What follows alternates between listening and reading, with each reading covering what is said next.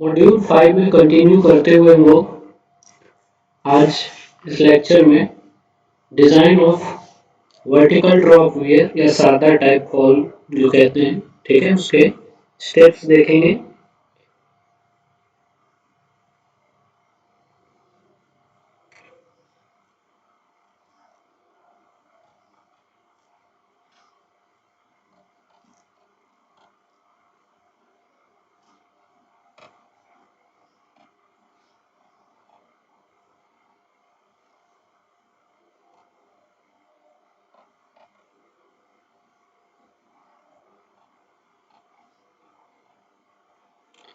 Basically इस design में हमें फॉल के 5 कंपोनेंट्स डिजाइन करने होते हैं, ठीक है। तो कंपोनेंट्स कौन कौन से हैं?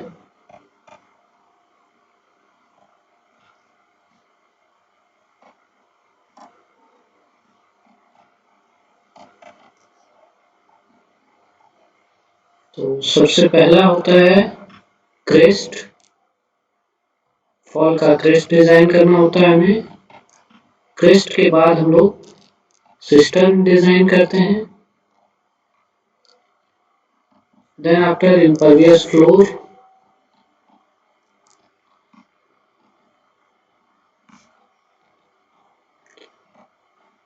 फिर डाउनस्ट्रीम प्रोटेक्शन,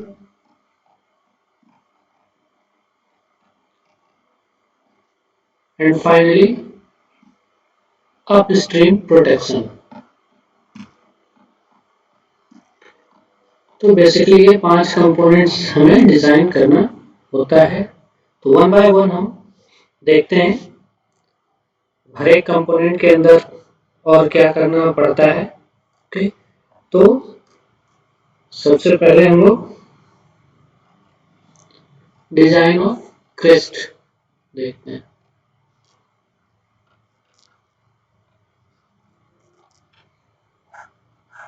ओके, तो डिजाइन ऑफ क्रेस्ट में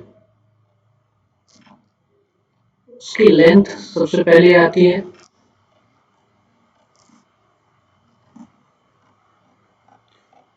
तो क्रेस्ट की लेंथ जो होती है वो हम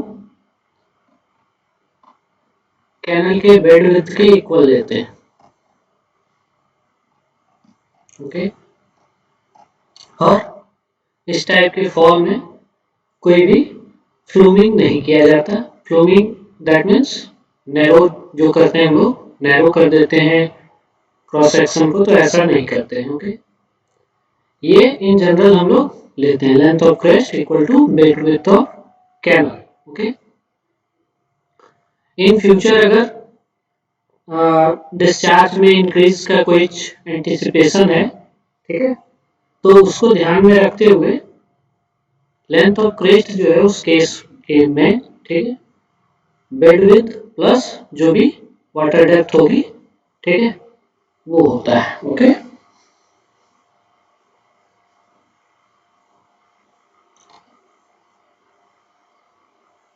to take into account for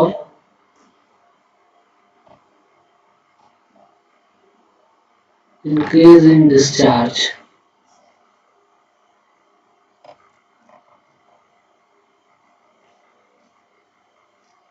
Increase in discharge in future, ठीक है। तो लेंथ ऑफ क्रेस्ट उस केस में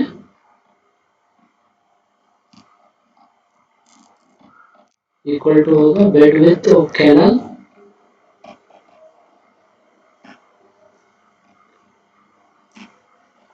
एंड प्लस जो भी water depth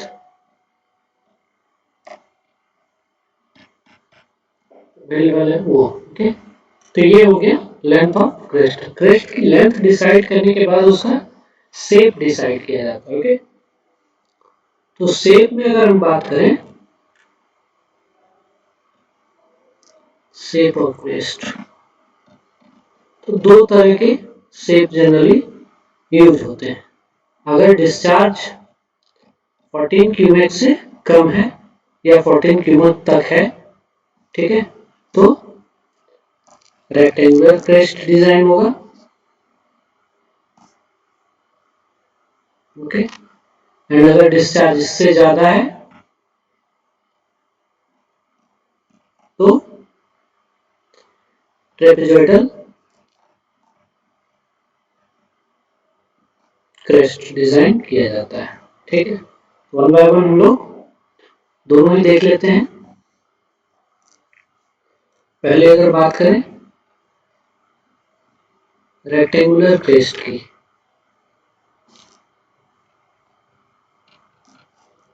discharge less than equal to 14 cumecs इस केस के लिए, ओके। तो इसमें क्या होता है, कुछ इस तरह का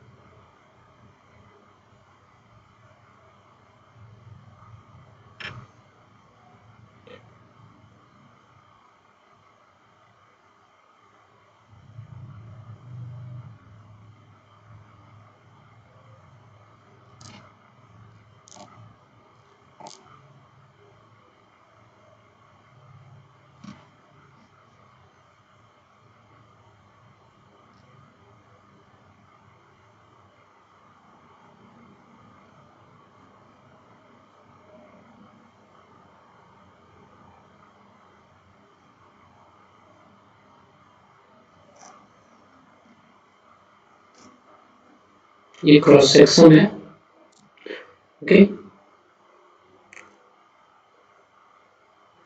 इसमें क्या होता है कि जैसे इस तरह से ब्रिक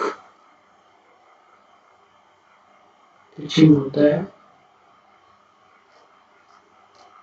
ओके।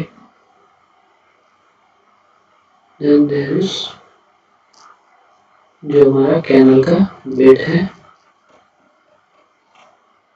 यहाँ पे ड्रेन प्रोवाइड किया जाता है कि इन फ्यूचर कभी इधर सफाई करनी पड़े, ठीक है, तो यहाँ सिल्टेशन तो होगा, तो उसकी सफाई के लिए ड्रेन इस तरह प्रोवाइड करते हैं। टॉप में जिसका कहलाता है बी, ओके। तो जैसे ये वाटर लेवल है, ओके।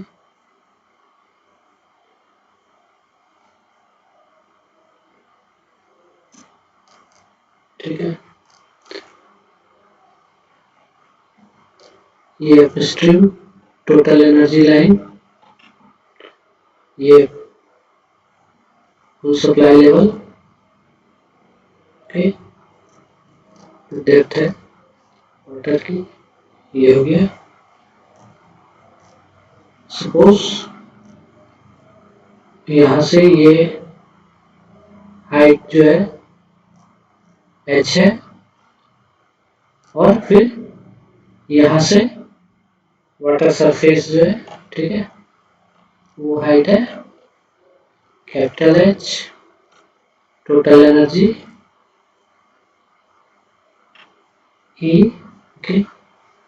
इसके कारण क्या होगा, फ्लो होगा तो कुछ एनर्जी लॉस होगा, एंड दैट विल बी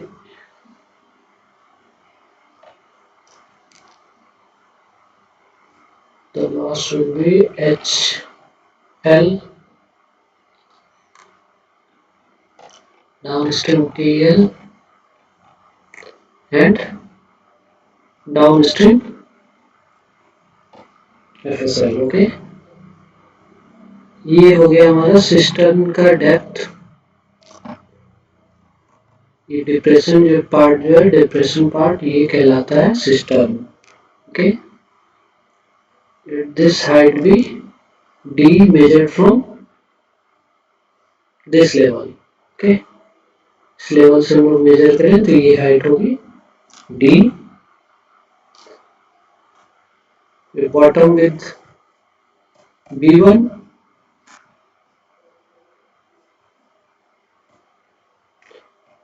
तो इस तरह का हमारा रेक्टेंगुलर क्रेस्ट होता है। ठीक है, ये पार्ट कंक्रीट का बना होता है, ये पार्ट कंक्रीट से बना होता है या फिर प्लाई मोर्टार में। ओके, तो इसके लिए top with B equal to होता है 0.55 root D, then bottom with B1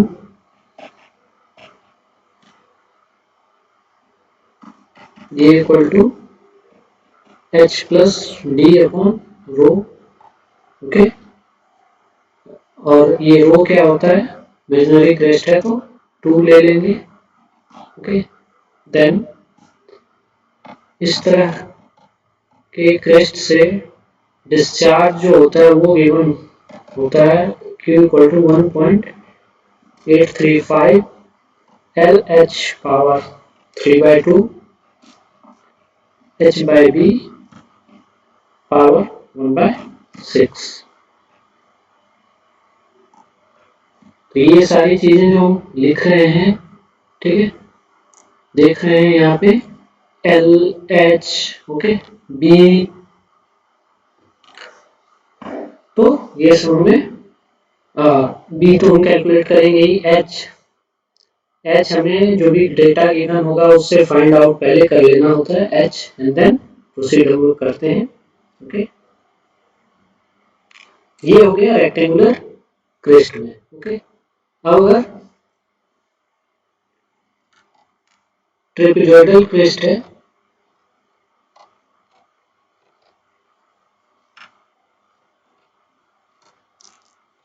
that is Q greater than 14 QH।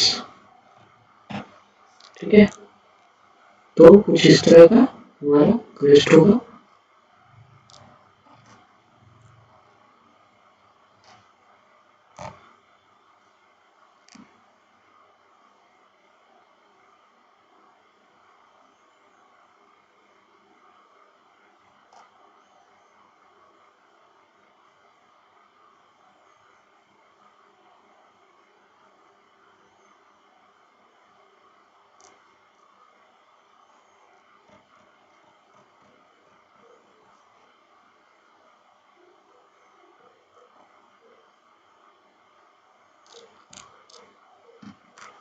Sorry,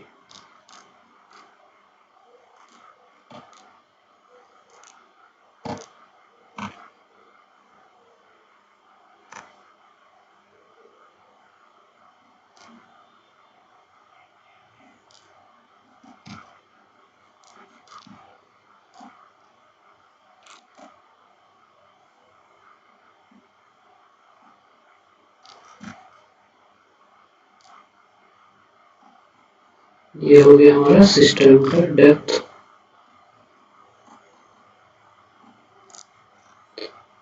okay, यहाँ से यहाँ की वाटर डेप्थ डी इस तरफ के एंड इस तरह वाटर फ्लो हो रहा है, then takes this form।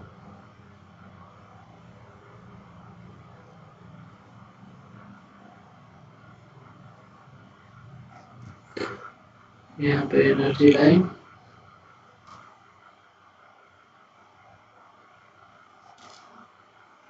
Loss HL, downstream TL हो गया। ठीक है, top with B, bottom with B1, then यहाँ पे सफाई के लिए ड्रेन होता है।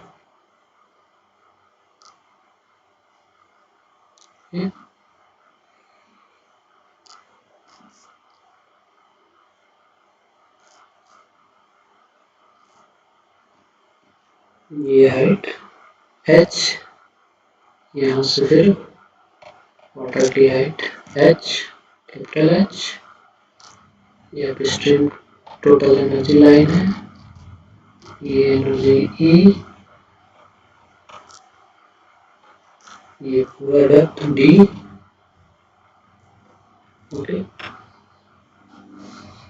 नाउ इसमें एक और चीज होता है कि ये जो फेस होता है, ठीक है, अपस्ट्रीम फेस, ये 1:3 बेटर होता है, एंड ये जो डाउन स्ट्रीम फेस होता है, ओके, डाउन स्ट्रीम फेस ये 1:8 में बेटर होता है। ओके, तो दैट मीन्स हमने बी, अगर हम बी कैलकुलेट कर लेते हैं तो ये दोनों जो बेटर है, दोनों बेटर के यूज से हम लोग B1 फाइंड आउट इसमें करते हैं। ओके, B1 के लिए कोई फॉर्मूला नहीं होता। तो ट्रेपेजोइडल क्रेस्ट के लिए विद टॉप विद हो गया 0.55 under root h plus B, extra term ये आ गया रूट के अंदर h प्लस का। ओके, देन अपस्ट्रीम बैटर कितना 1:3 के रेशियो में, डाउन स्ट्रीम बैटर 1:8 के रेशियो में। ठीक है, तो बॉटम हम लोग bottom with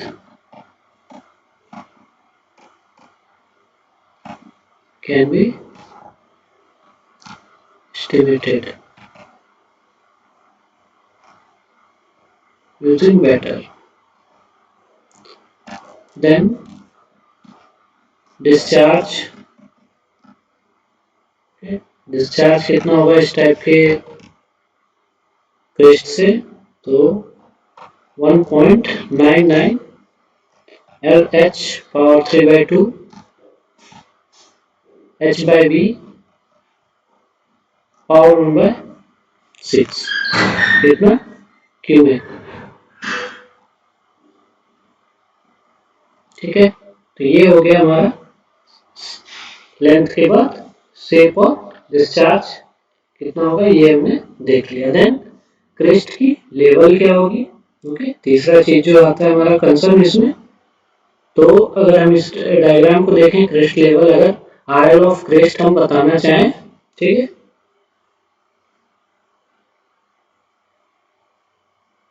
RL of crest अगर हम बताना चाहें तो क्या बता सकते हैं कि अप स्ट्रीम FSL जो है, ठीक है, माइनस ये H, ओके, और height of crest above bed कितना, तो ये D minus H, this is equal to D minus H। Okay, इसके अलावा ये जो स्लोप है ये 10:1 के स्लोप में ब्रेक पिचिंग रहता है। ओके, करीब 2 से 4 मीटर तक। ठीक है, और ड्रेन होल्स हम लोग प्रोवाइड कर ही रहे हैं उसी लेवल पे, ताकि क्लोजिंग जब कैनल क्लोजर हो तो सफाई की जा सके। ओके, तो इसमें तीसरा चीज जो है वो है क्रेस्ट लेवल। तो क्रेस्ट लेवल क्या हो जाएगा, RL of crest, this is equal to upstream full supply level minus H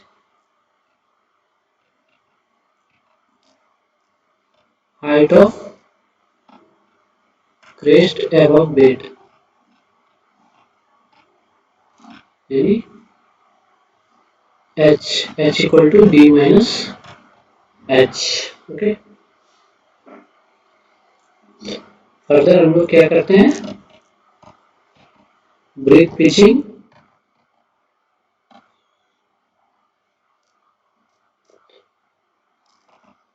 on a slope of 10:1 for 2 to 4 meters length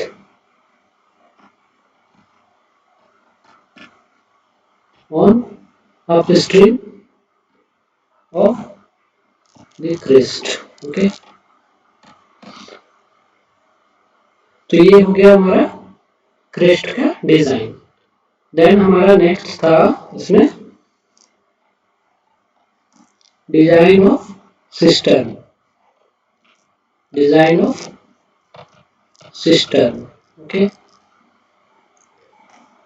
तो हमने इस तरह का देखा था स्ट्रक्चर।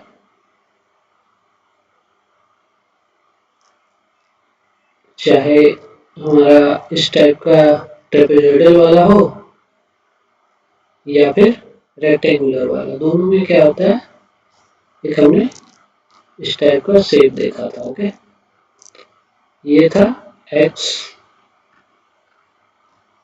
एंड ये लेंथ कितनी होगी। Okay, this is for length of cistern LC. Okay, तो लेंथ ऑफ सिस्टर्न ये होगा 5 times of under root H L. Okay, 5 times of under root H L and जो डिप्रेशन होगा ये एक्स डिप्रेशन जो है सिस्टम में, वो डिप्रेशन इन सिस्टम। ओके, ये X equal to 1/4 times of E H L power 2/3। Okay, तो ये हमारा सिस्टम का डिजाइन हो जाता है ऐसे। ठीक, फर्दर हम लोग जो नेक्स्ट मूव करते हैं वो होता है इम्परवियस फ्लोर का design. Okay, design of impervious floor.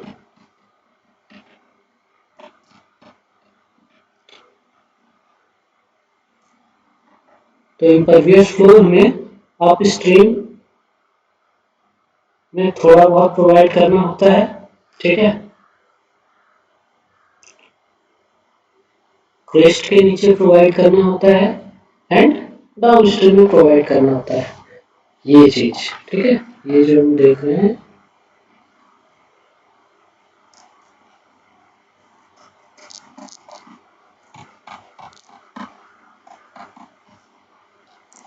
इसका डिजाइन अगर हम देखें, ये है इम्परवियस फ्लोर। तो क्या मेजॉरिटी पोर्शन क्या डाउन स्ट्रीम साइड में है, ठीक है, कुछ अप स्ट्रीम साइड में है और कुछ जो हमारा क्रेस्ट है, ठीक है, उसके नीचे है।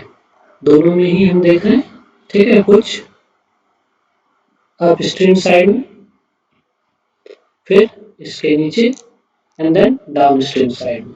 ठीक है, तो इसका डिजाइन अगर इसकी बात करें तो टोटल लेंथ जो है डिटरमाइन जो हम लोग करते हैं, ठीक है, वो करते हैं किसके बेस पे, तो हमने जो पढ़ा था सीपेज थ्योरी। ठीक है, तो बेस या फिर खोसला के थ्योरी के बेस पे हम लोग डिटरमाइन करते हैं कि टोटल लेंथ कितनी होगी।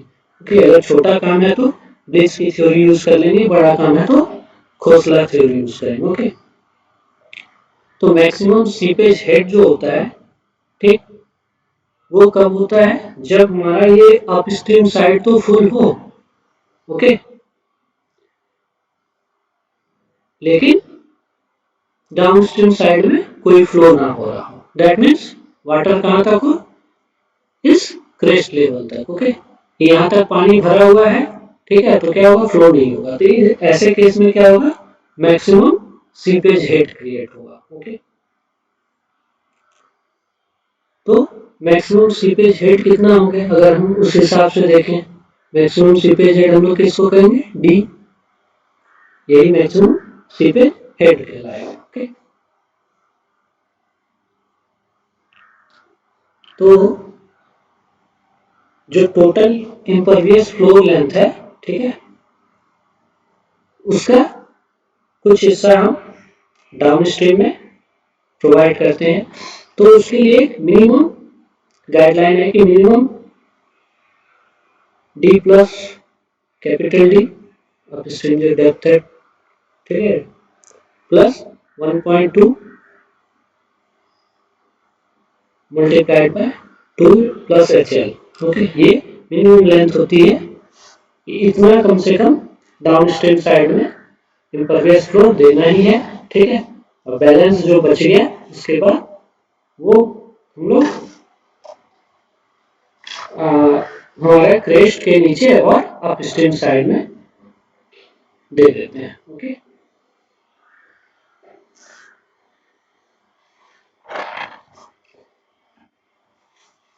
फर्दर थिकनेस की अगर हम बात करें तो हमें इसकी थिकनेस कितनी होगी, तो थिकनेस के लिए हम लोग फिर सीपेज थ्योरी पे जाएंगे। सीपेज थ्योरी में हमें सीपेज थ्योरी से पता चलता है कि कैसे हम लोग थिकनेस फाइंड आउट कर सकते हैं फ्लोर का। ओके, तो वो लगेगा, तो मिनिमम थिकनेस जो होनी चाहिए वो 0.3 से 0.4 मीटर तक होना चाहिए। कहाँ, तो ये अप स्ट्रीम साइड में। ओके, और डाउन स्ट्रीम साइड में जो है वो मेनली डिपेंड करता है किस पे, तो अपलिफ्ट प्रेशर पे। क्योंकि अप स्ट्रीम साइड में क्या होता है कि वाटर तो स्टैंडिंग है ही, तो उसके कारण अपलिफ्ट अप स्ट्रीम साइड में तो वर्क नहीं करता, बट डाउन स्ट्रीम साइड में अपलिफ्ट वर्क करता है। तो अपलिफ्ट को ध्यान में रखते हुए मिनिमम 0.3 से 0.4 मीटर स्मॉल फॉल्स के केस में, और अगर बड़ा फॉल है तो 0.4 से 0.6 मीटर मिनिमम होना चाहिए थिकनेस डाउन स्ट्रीम साइड में। ओके, इसके अलावा जो सिस्टर्न है और इम्परवियस फ्लोर है उसके ऊपर ब्रिक की लाइनिंग करनी होती है। ठीक है, लाइन या फिर सीमेंट मोर्टार में। ओके, और एक वर्टिकल कट ऑफ हम लोग 1 से 1.5 मीटर का प्रोवाइड करते हैं। ठीक है, कहाँ पे, तो डाउन स्ट्रीम साइड जो है इम्परवियस फ्लोर का वहां पे, ताकि हमारा सीपेज प्रेशर जो है, ठीक है, ग्रेडियंट वो कम हो जाए, एग्जिट ग्रेडियंट। ओके, तो इसको अगर हम लोग करें तो कुछ इस तरह हमारा हम देखते हैं कि इस तरह का फ्लो रहता है।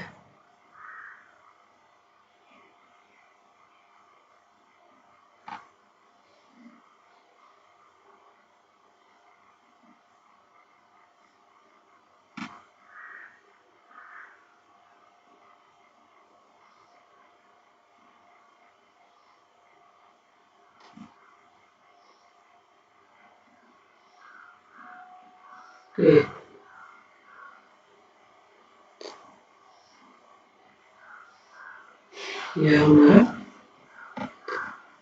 ये स्ट्रक्चर है, ये हमारा इम्परवियस फ्लोर है।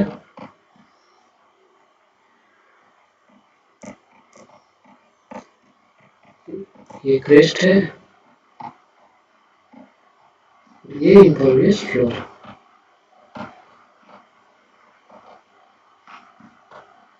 ठीक है, तो इम्परवियस की फ्लोर की अगर इस केस में बात करें तो कुछ पॉइंट्स जो हमने बोला वो total length of impervious floor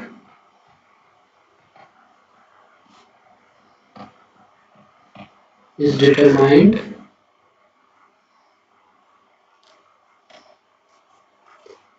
from bleach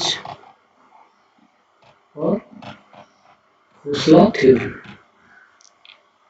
ये हो गया एक पॉइंट। फिर थिकनेस जो है ये भी डिटरमाइन करना होता है हमें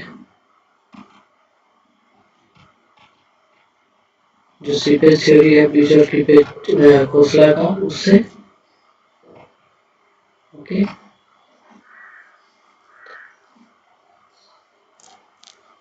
देन ठीक है, maximum seepage head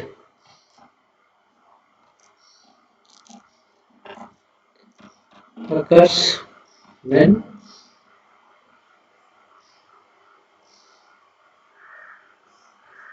there is water on upstream side up to top of the crest and no water on downstream। ठीक, तो वो केस होता है मैक्सिमम सीपेज का। ओके, जो minimum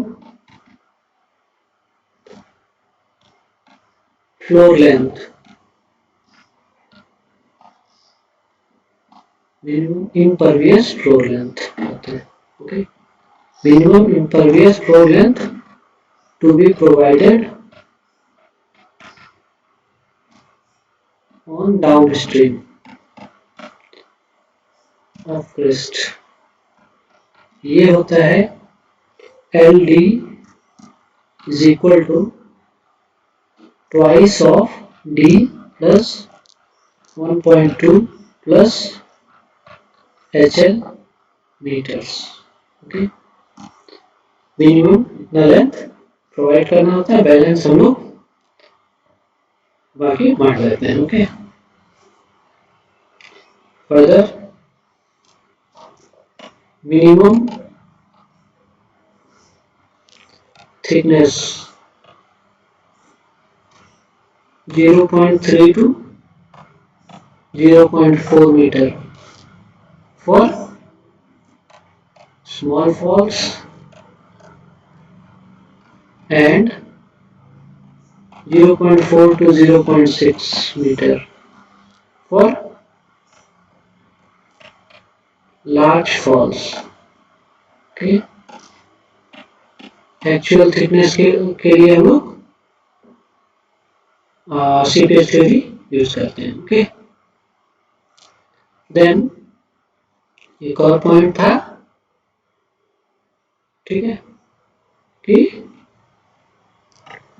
top lining of impervious floor.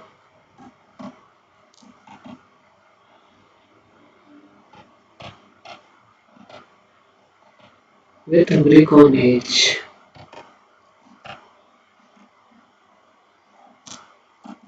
lime और cement mortar.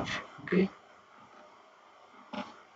तो इतना चीज हमें ध्यान रखना होता है।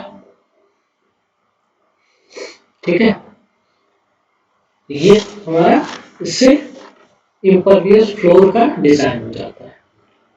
नेक्स्ट हम लोग अगर मूव करें तो इसके बाद आता है डाउन स्ट्रीम प्रोटेक्शन। ओके, इसके बाद चौथा क्या आता है,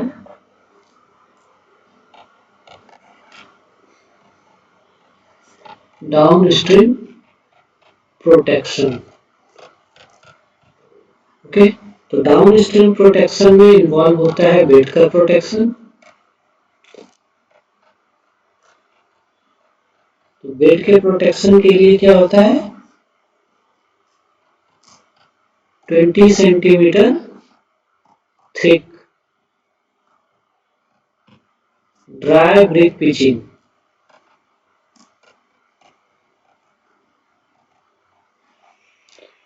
रेस्टिंग ऑन 10 सेंटीमीटर बैलास्ट। ठीक है, 10 सेंटीमीटर थिक बैलास्ट के ऊपर 20 centimetre thick dry brick pitching किया जाता है बेड के प्रोटेक्शन के लिए। ओके, पिचिंग की लेंथ कितनी होगी, तो ये डिपेंड करता है हेड कितना है क्रेस्ट के ऊपर, ओके, उसके बेस पे पिचिंग की लेंथ वेरी करती है, ठीक है। फर्दर डाउनस्ट्रीम प्रोटेक्शन में फिर दूसरा पॉइंट आता है साइड प्रोटेक्शन का। साइड्स जो है उसको प्रोटेक्ट करने के लिए, ओके। तो साइड प्रोटेक्शन में क्या होता है कि वार्पिंग किया जाता है, ठीक है, जो विंग्स होते हैं, ओके, मतलब जब फॉल खत्म हो जाता है तो उसके डाउनस्ट्रीम साइड में इस तरह हम लोग वार्पिंग कर देते हैं, ओके। तो ऐसे केस में क्या करते हैं, वन ब्रिक ऑन एज हम लोग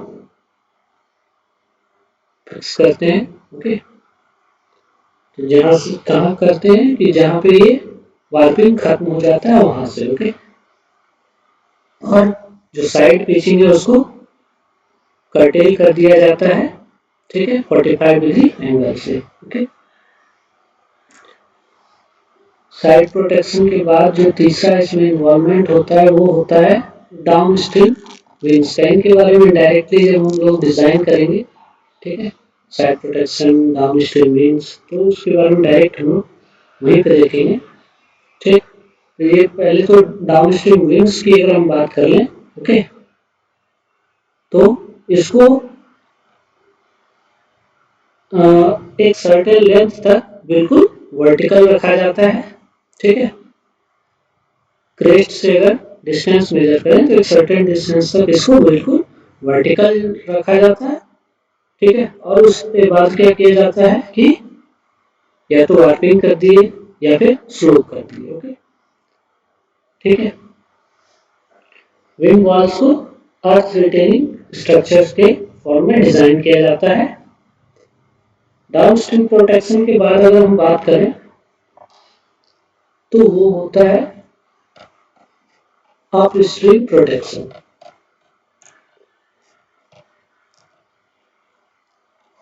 ओके। अपस्ट्रीम प्रोटेक्शन जो होता है इसमें क्या होगा कि अगर 14 क्यूबिक से कम डिस्चार्ज है, okay, that means rectangular crest वाला केस है, तो जो अपस्ट्रीम विंग्स हैं उसको स्प्ले कर दिया जाता है स्ट्रेट बिल्कुल 45 डिग्री एंगल पे, ओके। उससे अगर ज्यादा डिस्चार्ज है तो विंग्स जो है उनको सेगमेंटल बनाया जाता है। ये चीजें हम लोग डिटेल में देखेंगे, okay.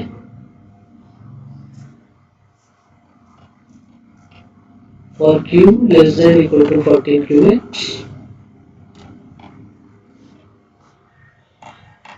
upstream wing walls, upstream wing walls are splayed straight at an angle of 45 degree.